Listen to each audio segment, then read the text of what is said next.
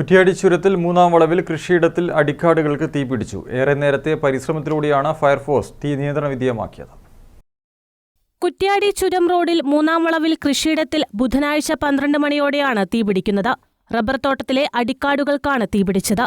നാദാപുരത്ത് നിന്നും എത്തിയ ഫയർഫോഴ്സും വനംവകുപ്പ് അധികൃതരും നാട്ടുകാരും ചേർന്നുള്ള പരിശ്രമത്തിലൂടെ തീ മറ്റിടങ്ങളിലേക്ക് വ്യാപിക്കുന്നത് തടയാൻ കഴിഞ്ഞു. തീ ആളിക്കത്തിയതിനാൽ 50ഓളം റബ്ബർ മരങ്ങളും ഒരേക്കറോളം വരുന്ന സ്ഥലത്തെ തീറ്റപ്പുൽ കൃഷിയും കത്തിനശിച്ചു. വളരെ പെട്ടെന്ന് തന്നെ തീ അണയ്ക്കാൻ കഴിഞ്ഞതിനാൽ വലിയ കാട്ടുതീയിൽ നിന്നാണ് ചുരം മേഖല രക്ഷപ്പെട്ടത്. ഇവിടെ മദ്യപിക്കാനെത്തിയ സാമൂഹ്യ വിരുദ്ധരാണ് തീയിട്ടതെന്ന് മനസ്സിലാക്കാൻ കഴിഞ്ഞു. ചുരം മേഖലയിലെ മദ്യമയക്കുമരുന്ന് മാഫിയയ്ക്കെതിരെ ശക്തമായ നടപടികൾ ഉണ്ടാകണമെന്ന് നാട്ടുകാർ ആവശ്യപ്പെടുന്നു.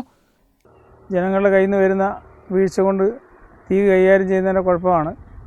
ഇന്നിവിടെ മദ്യപാന്മാരായ സാമൂഹ്യ വിരുദ്ധരാണ് അതിൻ്റെ പിന്നിലാണ് മനസ്സിലാക്കാൻ കഴിയുന്നത്. തീ കയറിയ ആ പ്രദേശത്ത് ഒഴിഞ്ഞ മദ്യക്കുപ്പികളും മറ്റും കാണാനിടയായി. എന്തായാലും ഈ തീ കയറിയ ഒരു റബ്ബർ തോട്ടമാണ്. ആ റബ്ബർ തോട്ടത്തിൽ കുറേയധികം റബ്ബർ മരങ്ങൾക്ക് കേടുവന്നിട്ടുണ്ട്.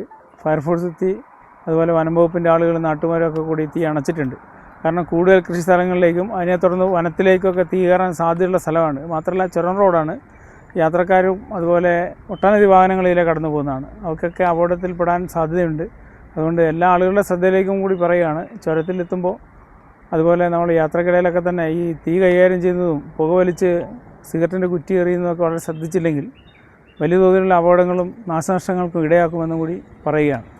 വേനൽക്കാലത്ത് കുറ്റ്യാടി ചുരം മേഖലയിൽ തീ പടരാതിരിക്കാൻ എല്ലാവരും ജാഗ്രത പാലിക്കണമെന്ന് ചുരം സംരക്ഷണ സമിതിയും ചുരം ഹെൽപ്പ് ഡെസ്ക് കൂട്ടായ്മ പ്രവർത്തകരും ആവശ്യപ്പെട്ടു. News bureau, Kuttiadi.